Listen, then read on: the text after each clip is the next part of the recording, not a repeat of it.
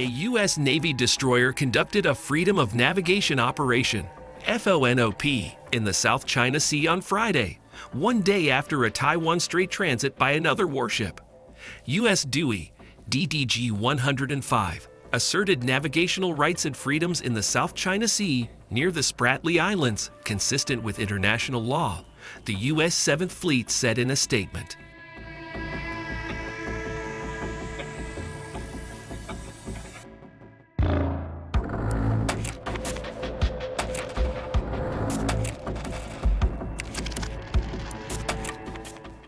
The Arleigh Burke-class guided missile destroyer has now exited the excessive claim area and continued operations in the South China Sea, it said.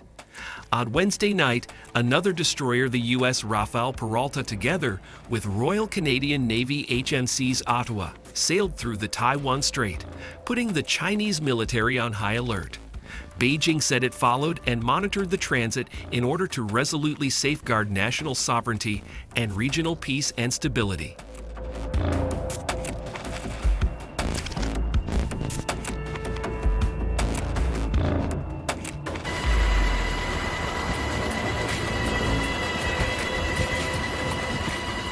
This is the first time in 6 months the U.S. Navy has performed a FONOP near the contested Spratly Islands. Before this, in April 2023, the U.S. Milius conducted a FONOP within 12 nautical miles from the artificial island Mischief Reef that China developed and fully militarized. Interestingly, no specific feature was identified in the 7th Fleet's announcement, said Colin Coe, a research fellow at the S. Rajaratnam School of International Studies, RSIS, in Singapore.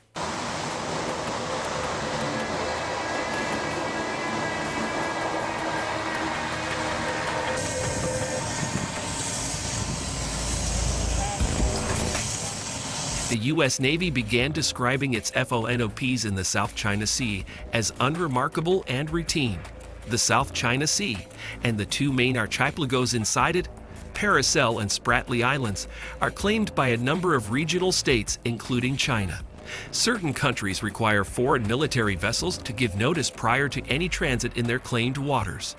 By engaging in innocent passage without giving prior notification to or asking permission from any of the claimants, the United States challenged these unlawful restrictions imposed by the PRC, Taiwan, and Vietnam, the 7th Fleet statement said, referring to China by its official name, the People's Republic of China.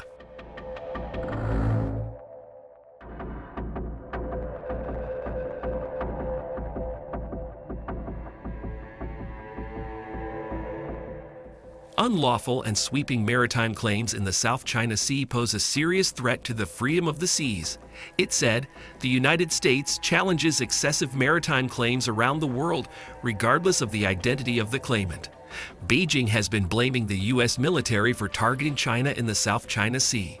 Wu Shikan, president of China's National Institute for South China Sea Studies, said at a maritime forum in Vietnam last week that all U.S. military operations in sensitive waters of the South China Sea clearly targeted China.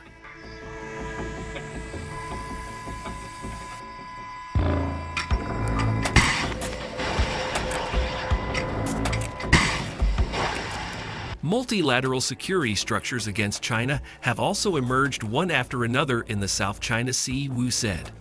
Meanwhile, news emerged that a Chinese warplane fired flares at a Canadian shipborne maritime helicopter over the South China Sea last Sunday.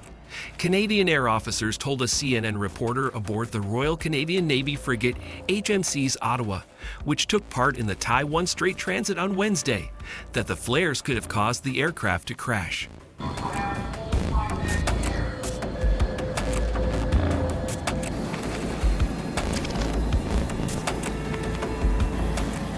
The Sikorsky Cyclone helicopter was searching for a previously detected submarine when the incident occurred.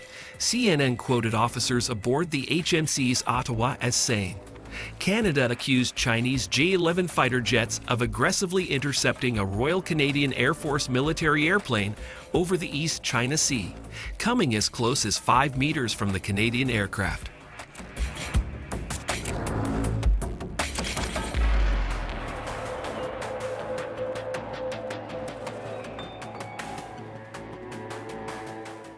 The Chinese People's Liberation Army, PLA, recently organized some of its most powerful warships to conduct a series of naval drills across several regions in the South China Sea.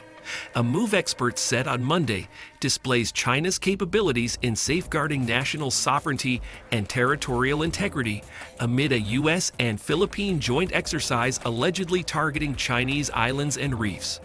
Several vessels attached to a destroyer detachment affiliated with the Navy of the PLA Southern Theater Command recently carried out a coordinated offense and defense exercise under realistic combat conditions in the South China Sea, the PLA Navy said in a press release on Sunday.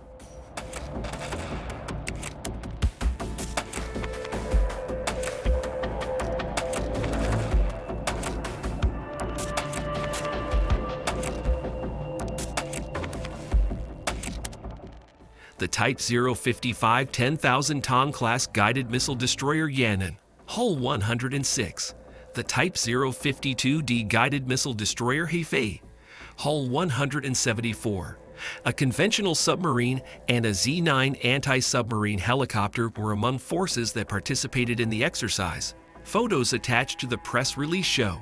During the exercise that lasted for many days, the flotilla crossed several sea regions, completed training such as anti-submarine warfare, live-fire light arms shooting, as well as takeoff and landing of vessel-borne helicopters, the press release said.